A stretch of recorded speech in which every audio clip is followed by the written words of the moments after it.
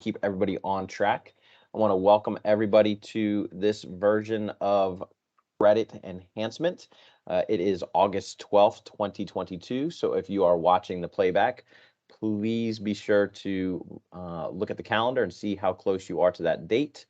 If you do have questions, please reach out to your Newtown mortgage officer and they will get you any updated information that might be available.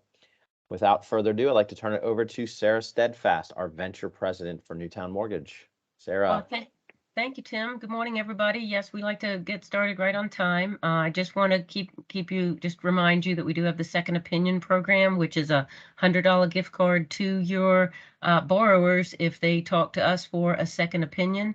There are some crazy interest rate offers out there and kind of I don't want to say bait and switch, that's not the right word, but there's some crazy offers out there right now. So make sure that you are talking to one of our loan officers. Any one of them would be more than happy to help you. And they will not only guide you in the right direction, but I will also send the borrower a $100 gift certificate, a gift card. So Visa gift card.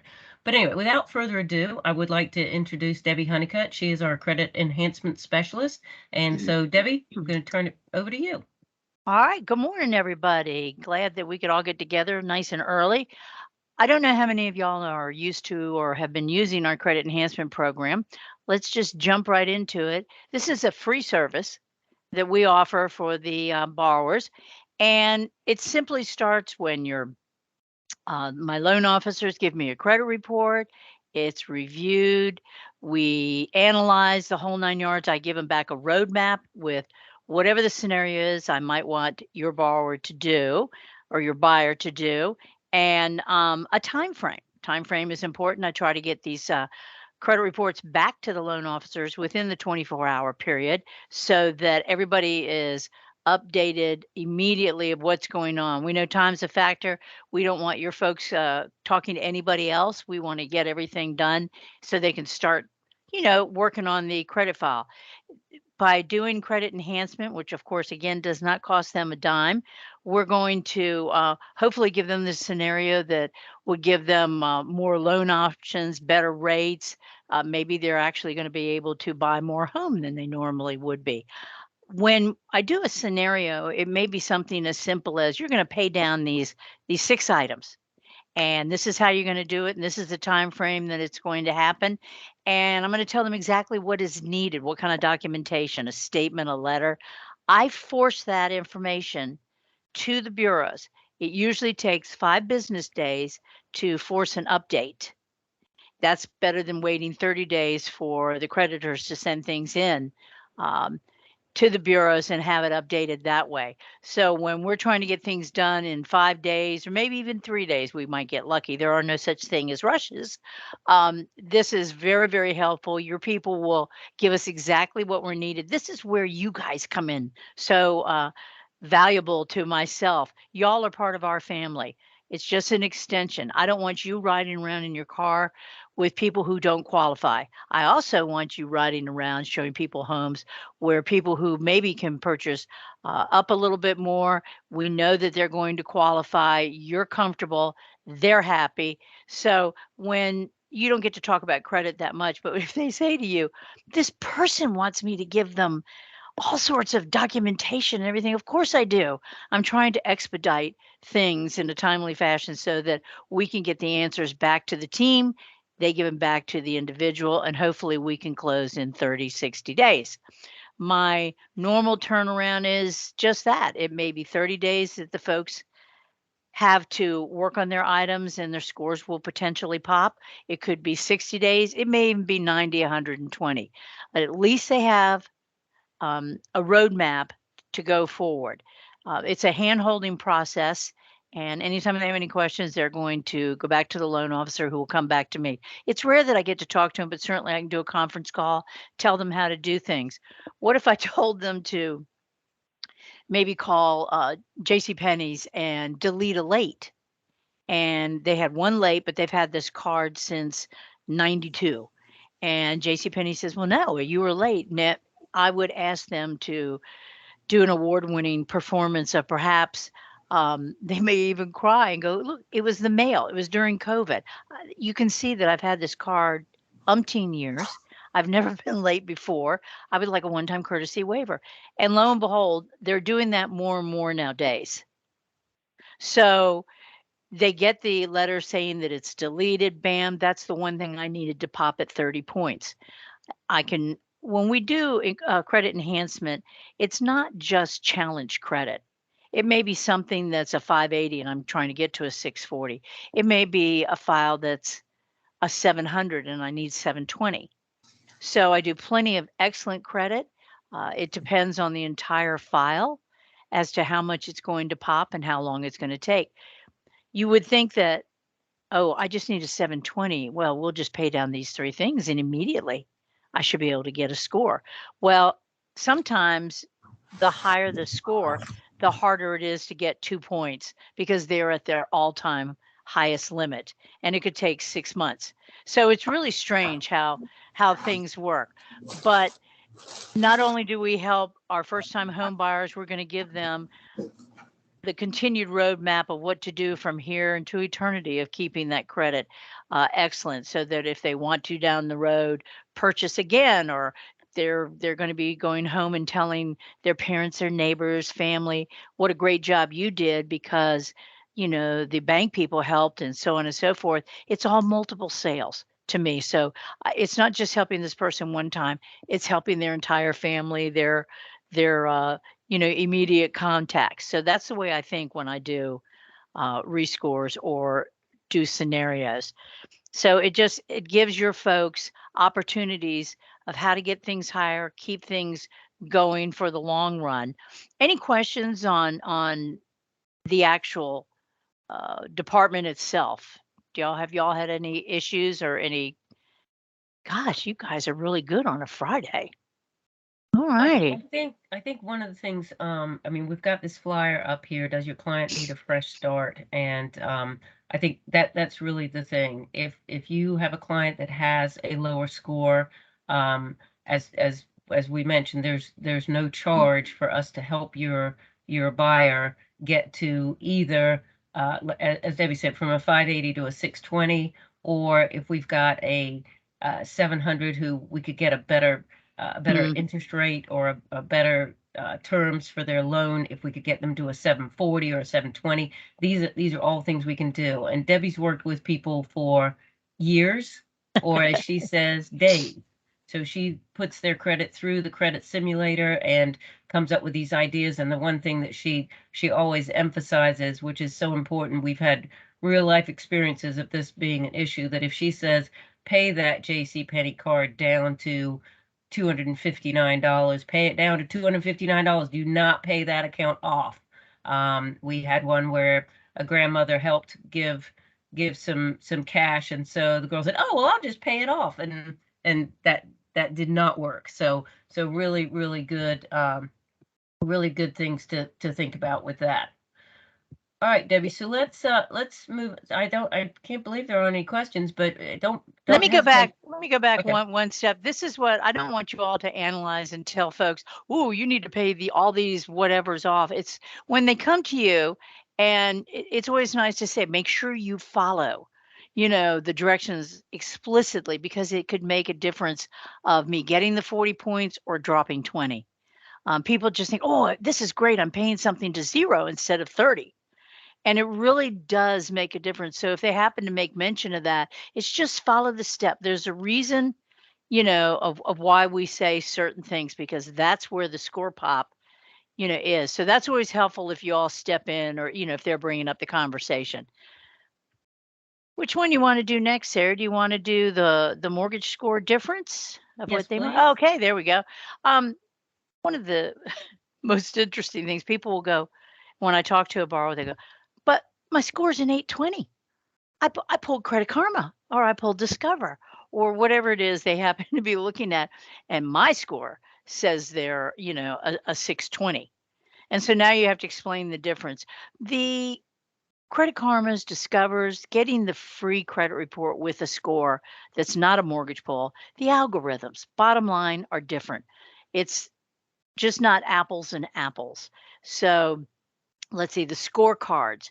If I'm going to lend you, not me personally, but if the bank's going to lend you $1.5 million, we want to make sure that all the boxes are checked and everything is good to go. It's a harder grade, a harder scoring scenario than if I were going to get a credit card. And so even if it's $50,000 credit card or, 30,000, it's just different on a mortgage pull. So Credit Karma is a great check. I use it all the time because it saves me money. I will say, okay, these are the scenarios. This is what you have to do. So you're going to pay down 6 or 8 things or remove or whatever. Well, how long is it going to take? Well, I tell you what, I say it's going to take 30 days. What I'd like you to do is in 2 weeks, check Credit Karma. If those items are gone, deleted, removed, now we know they're on the bureau level and the information has been reported, deleted, removed. I would get back to my loan officers and say, hey, Chris, have them, you can go ahead and pull a new file. Everything has been updated. Or the folks will say, okay, they're all gone. And I'll tell Chris, I would go ahead. You've already got Equifax and TU, which is Credit Karma. That's what they're compiled of. They're already deleting it. Logic says everybody's been deleted at the same time. So we use Credit Karma to our advantage. If I can save a little bit of money because it costs me $105 per trade line to get things updated, that's something that we absorb gladly, just cost of doing business. But if I can use Karma or one of the other ones to let us know what's going on, I'm going to ask your borrower to step in and check their credit out. But it's simply the difference are the algorithms. It's a different scorecard for each one. And you can show them this form. Once they read it, they understand, and it's like, oh, okay. Because people get so excited. A loan officer will say, well, at a 660 your rate will be, or a 640 your rate will be. Well, their score is an 802 for Credit Karma. Well, they're wild, but it's not really the mortgage score. So that's a valuable piece of paper that, flyer that y'all can share with your folks. Any questions on the algorithms or? Yeah, I have a question. It's Tim. Sarah might have to answer this, or she might have to go to marketing, not sure. Is it possible, instead of saying third-party vendors or putting something like third-party vendors such as Credit Karma or Discover, would that to give people an idea of what we're talking about, as opposed to third-party vendors, and then also putting the reporting services, the 3 services there? Could we differentiate that so the agents could help the consumer understand the difference a little bit in writing? Yeah, I mean, I'm sure we could call it something else, but that's a good point. I'll get with marketing and see if we can't call it credit services. What else would you call them, Debbie? Yeah, I think you're on the right track. I'm not sure whether they'll want to list, just for compliance sake, other things. But yeah, I think we can come up with credit services or something. They're going to tell us, what we can or cannot, and we can run it back by. I think that might Right. be helpful for the agents in communicating with and maybe the Sure. loan officers with the clients, because it's right there in writing as opposed to pulling it out of their heads. Yeah. All right, we've got a question in the chat from Skanta that says, what are the steps to enroll a potential buyer into the program? So basically, what you would need to do is get with the loan officer in your office or contact me, and I'll be happy to put you in touch with one of our loan officers. We pull the credit report, and then we send the credit report to Debbie for her magic fingers. Hopefully Yeah, that answers your question. this is as easy as it gets. Just let me put my eyeballs on a credit report and see. My loan officers will tell me, Debbie, they have $5,000 or they have no money, which is always a challenge. And they want to close, in 2 months. So they give me particulars of what's going on. And that's all factored into the scenario. And also factored into the scenarios, once I give them the steps they need to take and the potential pop and time frame, it also included in that is that additional pull that it's factored in. It shouldn't hit it again. Everything's factored in. They do these 5 things. I've sent things in for Severus to update. If nothing else happens, a medical or something like that, then this is the potential score, and it includes that next pull. So we should be okay. Great. All right. There was something else I was going to talk about on this credit score page, but I don't remember what it was. So when I think about it, I'll come back to it. Just jump in. Just jump in. Now it won't let me. Well, I'm gonna talk about. You're gonna go to the next one in a sec, right? Yes. Okay, I'm going to talk about one of the most exciting things that's happened in 30 years. There it is. There it is. The bureaus have gotten together and decided that they would give folks a break about medical collections, et cetera. And the bureaus never give anybody a break. And honest to gosh, when I'm telling you, it's about 30 years ago that they actually got together and did something wonderful that they should have been doing. I'm not kidding. I called this Christmas in July. In July, the medical collections that have been paid, zero balance, all 20 of them on your profile, fall off. They're removed. They never existed. That was a gift from above, as far as I'm concerned. We had files that were 620s that went to 660s. And people go, oh, couldn't possibly count that much. I am here to tell you it makes a huge difference. So if medical collections are paid zero balance, they will not show on the credit report. If they're there, and let's say there are 20 of them on a file, I'm probably only going to pick 10 of the juiciest ones, which could be $25, $50, whatever, but it's the time that they hit the file. I'm probably going to take 10 of them, tell them to pay to zero because they're going to be deleted on the bureau level, and doing that pops the score up. Along with that, they might have to pay down a credit card or something like that. But paid medical collections, once they pay them, will be removed from profiles. How long does that take? If it's something where we want to close very quickly, I would probably ask the borrower to get letters, then I can force it in that 3 to 5 day frame. What's happening is it's taking about 2 weeks from that information once they pay them, and it's also the manner in which the borrower pays them. If they pay them with a credit card, the medical collection person may wait 30 days because you can always go back and cancel that. So it just depends on how they're going. If it's a debit card, normally the information is sent electronically to the bureaus in a matter of a day or so. We give them about a week or two. And remember, I asked them to go back to Credit Karma and see whether they're gone. If they're gone, now we know we can proceed and go ahead and pull a new file. Medical collections now, if one gets one, it takes about 6 months for them to show up on your file. It's now going to, we're in August. Now it's going to take a year. It gives you time to negotiate. If it's a legal issue, they're not showing on your file for a year now. And then after that, if they are still deemed that it's owed and all that good stuff, they're going to show up with a money amount, and one has to pay them off to make them go away. Also, and you'll see on this that starting the first of the year, 23, medical collections that are under $500 each, so $4.99, $50, whatever, starting January 23, will not be reported. So they're giving a little bit of a break. I think that's one of the greatest things that came about because of COVID, because there's so many medical collections out there, and they're just trying, I think, they're just trying to give people a break, not report them, so on and so forth. So this is a godsend to folks.